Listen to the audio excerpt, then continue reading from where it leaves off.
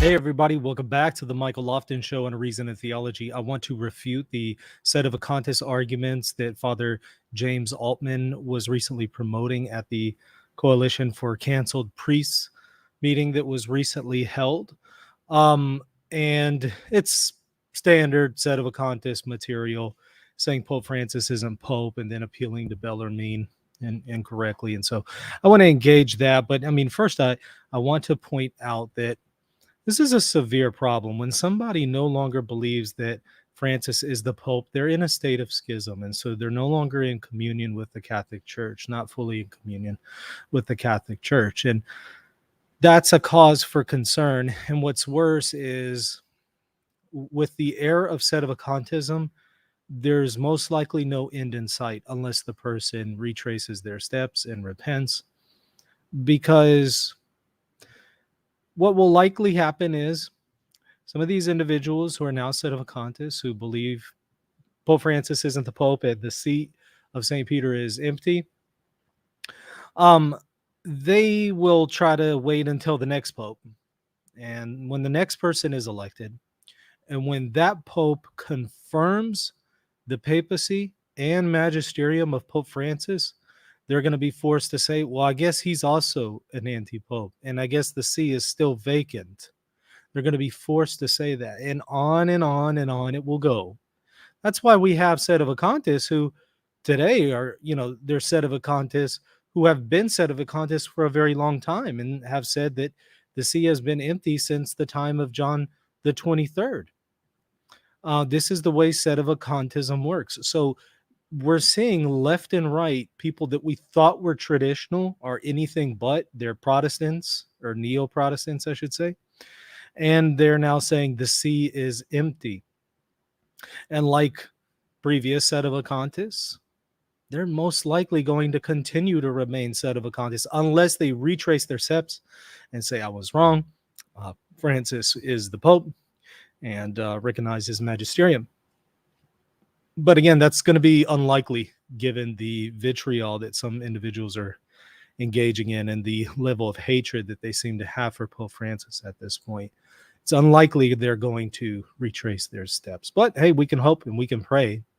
But if not, that's probably what's going to happen. They're going to wait for the next Pope, hoping that they'll be reconciled to the Catholic Church through the next Pope, who's going to somehow come and save us from Vatican II and save us from all these previous papal teachings. And when that doesn't happen, they're going to be forced to say, well, I guess he also isn't Pope.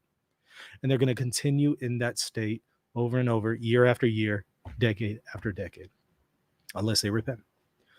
So this is sad stuff when we're seeing individuals like Father James Altman leaving communion with Rome and going into schism like this. This is very tragic. And again, it's even more tragic because I'm not sure that there's going to be any end in sight for him with this road that he's on. Let's go ahead and watch it's a clip from the Coalition for Canceled Priests video that was recently done. And Father James Altman was a speaker there. Among others, I know that John Henry Weston was there. Jesse Romano was there. I saw Kennedy Hall there on the videos. So now I don't know if all of them spoke, but I know that there was quite a few of them there. And here's what Altman has to say about Pope Francis not being the Pope and why. So let's maybe engage his sedevacantist arguments. Here again, and understand, a real pope solely is responsible for defending the deposit of faith, not making it up according to his own personal ideology. Therefore, it is 100% valid to say Bergoglio actually is an anti-pope. There have been 20 or 30 before him, but he's the worst of all. And so there you go. No longer in communion. He's an anti-pope. And obviously, I'm pretty sure Father Altman doesn't believe that there is somebody else who's a claimant to the throne. So when he says anti-pope, that could be interpreted in multiple ways. It could mean that you believe that there is somebody who is a true pope, and this is a claimant who's an anti-pope. Or it can just mean that he is an anti-pope insofar as he claims to be the pope, but he isn't. And in fact, nobody is sitting on the see of St. Peter. It's the latter for him. He doesn't seem to believe that there's somebody else who is a valid claimant to the throne. For a while, some people were entertaining that Benedict was still the Pope, but now that he's dead, they can no longer do that, which is why I said when Benedict died, I said all those people who were Benevacantists, who believe that Benedict is still Pope, are now Sedevacantists. Whether they want to admit it or not, they believe the see is empty. Sedevacantism means the see is empty. They're Sedevacantists. And we're seeing them falling left and right. I mean, tons of people that I've been warning people about. I've been saying the red flags are there, the warning signs are there, pay attention. They're falling left and right, going to Sedevacantism. And it's truly sad. And what's odd is some people are saying, oh no, I'm not a Sedevacantist. And they'll literally say the see is empty. But I'm not a Sedevacantist. But I believe the see is empty. What do you think Sedevacantism means? And they'll play these word games, kind of like what some in the trans community do. Well, they'll play word games and redefine what it is to be a woman. They will redefine what it is to be a Sedevacantist. And so they'll redefine to where you can say that the see is empty, but you're not a Sedevacantist. Don't call me a Sedevacantist. What? It's the exact same thing that the liberals in the trans community are doing. What in the world? Well, what it is they're trying to say, well, I'm not one of those Sedevacantists that believes that, John the 23rd is an invalid pope and John Paul II is an invalid pope and Benedict's an invalid pope. I just believe that Francis is an invalid pope. And I always want to say, yeah, but that still makes you a Sedevacantist. Sedevacantist doesn't mean that you deny that John the 23rd and so on is pope. It just means that you don't believe that anyone is on the throne right now. That's all Sedevacantism means. But I also always want to add, but you know what? Those people that you're somehow distinguishing yourself from, the ones who deny John the 23rd, just give it time and you'll be there as well. Just give it some time. Give it some time. These new Sedevacantists, mark my words. Give them some time. In just a few years, they'll be saying, well, John Paul II wasn't Pope either because of Assisi. Well, Vatican II can't be an ecumenical council because of this. Well, I guess John the 23rd wasn't Pope either. They'll be on board with the more traditional Sedevacantists in due time, sadly, unless they retrace their steps. But yeah, what you're hearing here with him saying that Francis is an antipope, not being the Pope, there you go. He's now no longer in communion with the Catholic Church. But again, don't take my word for it. Rather take the word of Jesus, John the Baptist, 2,000 years of saints and martyrs, doctors of the church, popes and holy shepherds, like Cardinal St. Robert Bellarmine, bishop and doctor of the church. Why do they always quote him as if he's somehow authoritative? Let me explain something. A doctor of the church is not magisterial.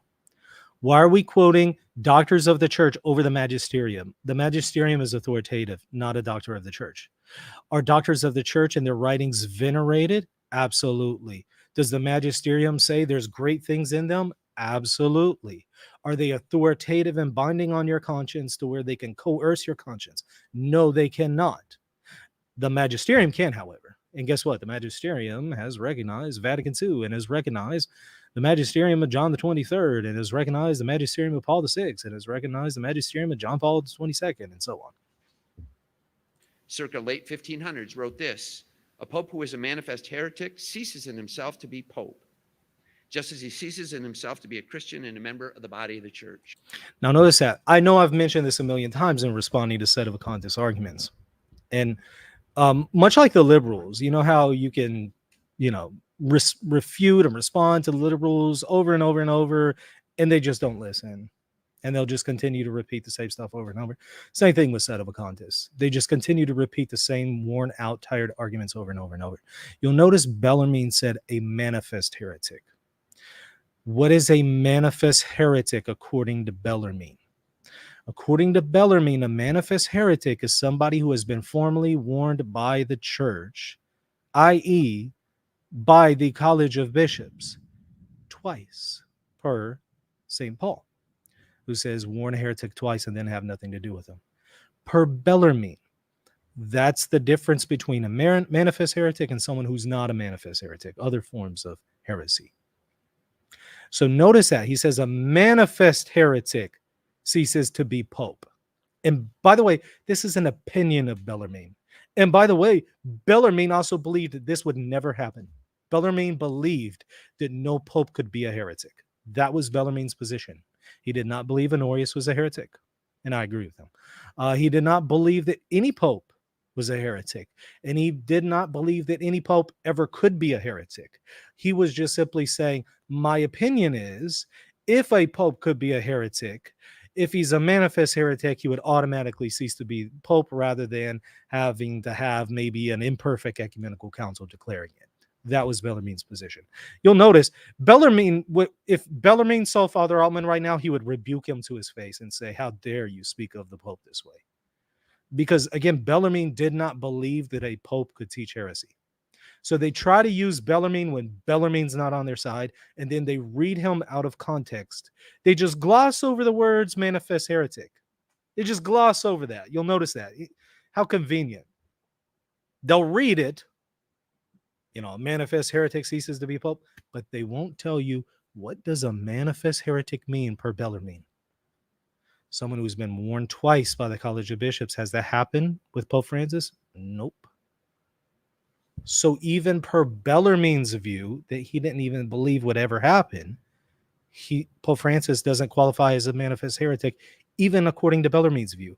So you can't quote Bellarmine to support your sedevacantism. That's the problem.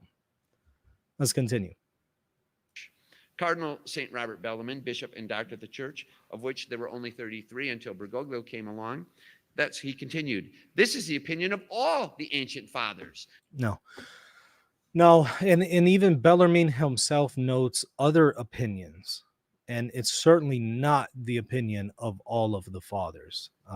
That is not accurate at all. And even if it were, it would just be an opinion. It's nothing authoritative. It's nothing that can bind one's conscience. It would just be just that, merely an opinion. But even then, that's not accurate. There have been, and there still are, plenty of different views on the question of a pope in relation to heresy, and whether or not he ceases to be a pope, if he is a manifest heretic, whether or not he automatically ceases to be pope, or if there has to be an imperfect ecumenical council, such as perhaps Constance, whenever it wasn't clear materially who the pope was at the time, because you have 3 different people claiming to be the pope. Although later on it was ratified by the Pope, Martin V. But at the time it was unclear, so they were acting as an imperfect ecumenical council. And so perhaps the College of Cardinals or the College of Bishops in an imperfect ecumenical council, some have the opinion that they would have to declare that God has deposed the Bishop of Rome from the See of St. Peter. Because they don't have the authority to depose them, because there's no council that's over a pope. That's conciliarism, and that's a heresy. But some have the opinion, like Cajetan, that they would declare what God has done, that God has deposed the pope, that God has removed him from ministry, and unless the church declares it, you can't say that somebody is that a pope is or has lost the papacy. So again, there's a lot of different views here. And in fact, again, Bellarmine gives 5 different opinions and views here.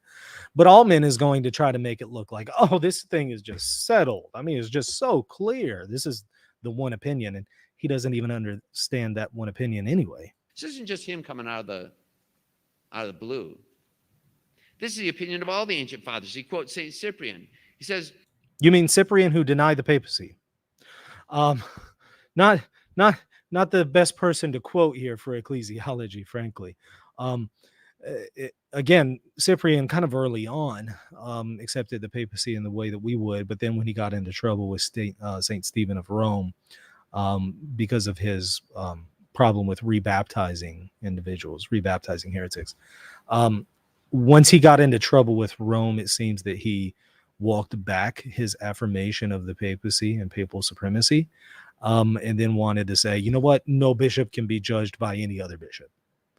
So Cyprian, not the best guy to quote here, even though he's a saint because he's a martyr. His ecclesiology wasn't accepted by anybody, Catholics or Eastern Orthodox.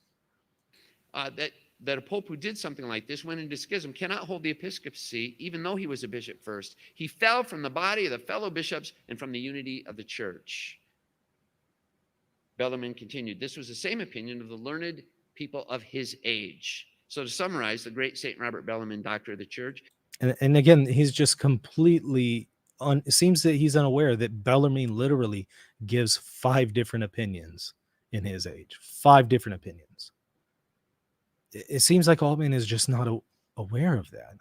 It had always been the opinion in the church that a heretic and apostate ceases to be pope by virtue of his own words and actions. So, dear family, God gave us a brain and he expects to use it. I'll kind of wrap up this way. Well, I agree with that. He did give us a brain and he does expect us to use it. And when we use it, we would find that he just completely took Bellarmine way out of context, because he literally cites Bellarmine to back up his sedevacantism when Bellarmine's not on his side, not on his position. Bellarmine would rebuke Father James Altman to his face today for the horrible things he has said about Pope Francis. He would rebuke him because, again, Bellarmine does not believe that a pope could be a heretic. He was just simply saying, if a pope could be heretic, and I don't believe he can, but if, how does that work in relation to his office? Well, a manifest heretic would cease to be pope. But he again defines manifest heresy as not, well, it's just out in the open. That's not what manifest heresy is. That's called a public heretic. That's not a manifest heretic for Bellarmine. For Bellarmine, manifest heresy means not only is the heresy out in the open, and not only is it formal, he knowingly is doing it, but he's been formally corrected twice by the College of Bishops, and he still persists in the heresy. And that has not happened with Pope Francis. Bellarmine is not on Altman's side. I'm going really fast. I am. Let us use the brains God gave us. From the moment Bergoglio brought back into power his BFF boy raper, Theodore McCarrick, from that very moment, he lost the papacy. There you go. From that moment, he lost the papacy. From the moment. And then all these individuals they're clapping for that. They're all sedevacantists. From the moment Bergoglio brought. I wonder, since, I mean, Kennedy Hall was at this thing at one point. Did he clap for that? John Henry Weston was out there at this event. Did he clap for that? Was he there for this session? Jesse Romano, did he clap for that? Yeah, I mean, can they clarify for us? Does John Henry Weston believe Pope Francis is the Pope? Does Kennedy Hall believe Pope Francis is the Pope? Does John Henry Weston, Jesse Romano? I would like to know the guys that were there. Were they present for the session? Are they aware of it? Did they clap for that? Do they agree? Or do they say, no, Altman, you're going way too far? Where are they? Have you seen them do a show about this? Have you seen them write an article about it? Have you seen them say, hold on, wait, we want to make sure to distance ourselves from sedevacantism here? Nope. You know why? Could be because they're pretty sympathetic to this position. Maybe they hold to it. Maybe they don't. At the very least, seems like they're sympathetic to it. But maybe they can come out and clarify for us that isn't the case. I would love to see an article or a show of them saying, we do not agree with Altman. We're in rejection of this. This is schism. We don't support this. Why aren't they doing that right now? This wasn't just yesterday. This was what, a week or two ago? How come they haven't done that? Those are questions I think people need to start asking. The abomination into the temple, the Pachamama, carried by his crony bishops. There you go. He's saying, well, the Pachamama issue, well, he lost the papacy with the Pachamama. They continue to repeat lies and slander over and over. Again, I had Father Deacon Anthony Dragani, who came on the show, walked us through the ceremony play-by-play, showed that, first of all, it wasn't even Pachamama. It was Our Lady of the Amazon. And then second of all, showed that it was conducted as a prayer service by a group of Catholics. There was no idolatry there. And there are things to criticize about it, as I certainly did in that video. There are things to criticize. But what you can't say is that it's idolatry or that the Pope lost the papacy because of this. That's just simply a lie. St. Peter's in the temple in Rome and put right before the altar. He lost the papacy.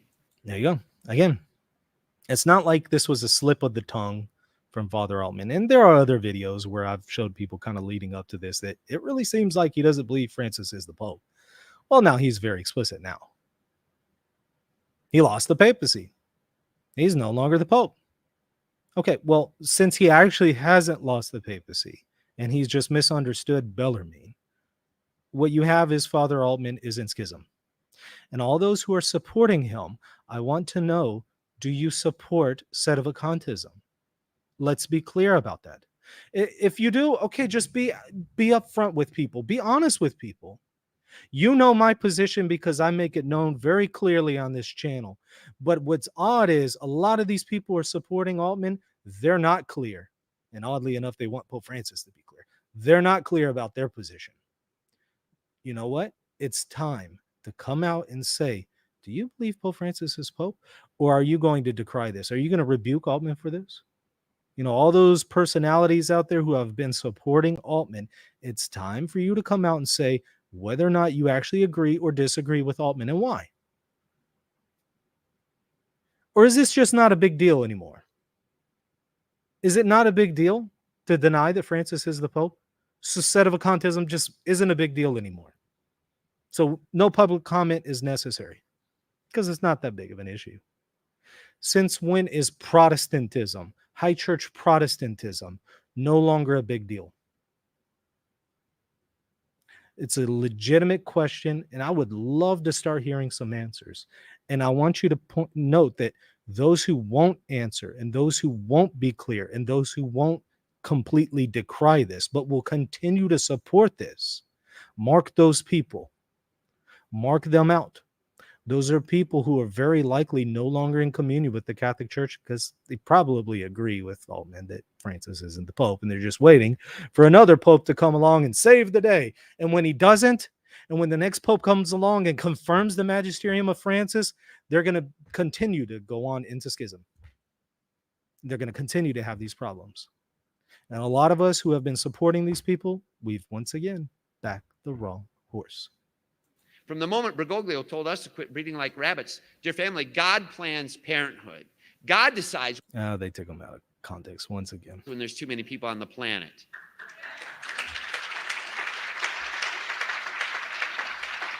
So he lost From the moment papacy Bergoglio there. put apostate, excommunicated heretic Martin Luther on the Vatican stamp. From the moment Bergoglio. So he's saying all these things, all these grievances, which have been responded to a million times, all of these grievances that he's going to sit here and list in a very long litany of grievances that, again, have been responded to and answered. He's just going to mention them and say, you know, from this moment, which is contradictory because he's going to say from this moment, Pope Francis lost the papacy, and they're literally different moments. So what, did he regain the papacy and lost it again? It's a little nonsensical, but very clearly he doesn't believe Pope Francis is the Pope. There you go. There you go. Starting to regurgitate your traditional sedevacantist arguments, misquoting and misusing Bellarmine left and right, just like previous sedevacantists before him have been doing. It's time to choose what side you're on. Are you going to stand with the magisterium of the Catholic Church, with all of its flaws, with all of its imperfections, and with all of its challenges? Are you going to stand with the magisterium of the Catholic Church, or are you going to side with the new Protestants who are denying the magisterium, denying that Pope Francis is Pope, and slandering him left and right? We have a new Protestant Reformation in our midst. And it's taking place with people who claim to be traditional Catholics, but they're anything but. They're just new Protestants in very high church garb.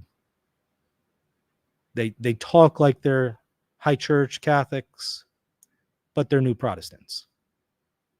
It's time to choose. What side are you on? The Catholic Church and the magisterium of 2,000 years? Or this new group has come along and has embraced Protestant ecclesiology and is basically declaring a new Protestant Reformation. Unfortunately, I don't think, just like with the issue of the Reformation, we're still dealing with their heresies and schism to this day, 500 years later. I think the new Reformation that we're seeing currently, it's also going to last hundreds of years from now.